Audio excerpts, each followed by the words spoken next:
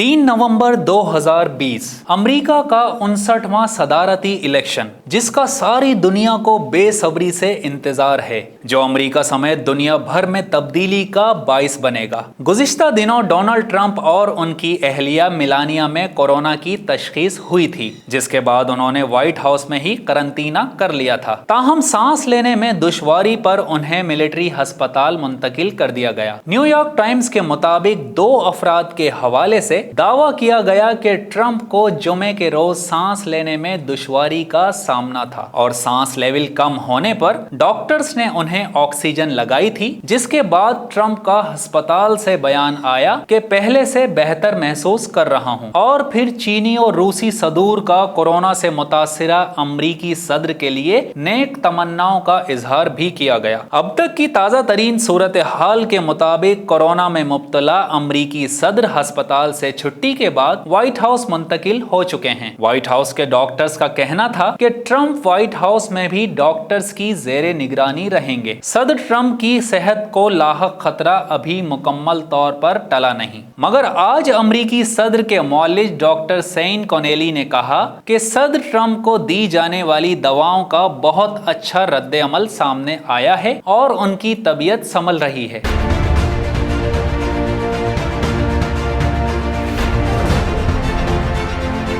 दूसरी जानिब democratic party से ताल्लुक रखने वाले जो बाइडन, जो कि साबिका अमरीकी वाइस प्रेसिडेंट भी रह चुके हैं और नॉमिनी भी हैं और आजकल खासे मुतहर्रिक हैं सदारती मुहिम साजी में। अब अगर एक नजर डाली जाए कि आइंदा अमरीकी सदारती इलेक्शन में कौन बैठेगा इस सुपर पावर की ताकतवर कुर्सी पर, तो उसका फैसला भी 3 नवंबर को हो ही जाएगा। मगर मकबूलियत के एतबार से तो जो बाइडन ही अब तक कौमी पोल की रेस में आगे हैं। रिपब्लिकन जमात से ताल्लुक रखने वाले डोनाल्ड ट्रंप का ग्राफ 42%, तो डेमोक्रेटिक जमात से ताल्लुक रखने वाले जो बाइडन की बरतरी 52% है। बाइडन को 3 इंडस्ट्रियल रियासतों मिशिगन, पेंसिल्वेनिया और विस्कॉन्सिन से खासी सपोर्ट हासिल है और दीगर रियासतों से भी, फिर चाहे वो मिनीसोटा हो, न्यू हैम्पशायर हो, Ohio, Virginia, Nevada, Arizona, Florida हो या फिर नॉर्थ कैरोलिना। हाँ, अलबत्ता डोनाल्ड ट्रंप का ग्राफ रियासत टेक्सास में 48.4% जरूर है, जबकि बाइडन का ग्राफ टेक्सास में 45.2% है। यानी ट्रंप टेक्सास में जरा आगे हैं। मगर ट्रंप और उनकी पार्टी के लिए ये लम्हे फिक्रिया है कि जिन रियासतों में ट्रंप 2016 में भारी मार्जिन से जीते थे, आज वहीं उन्हें शिकस्त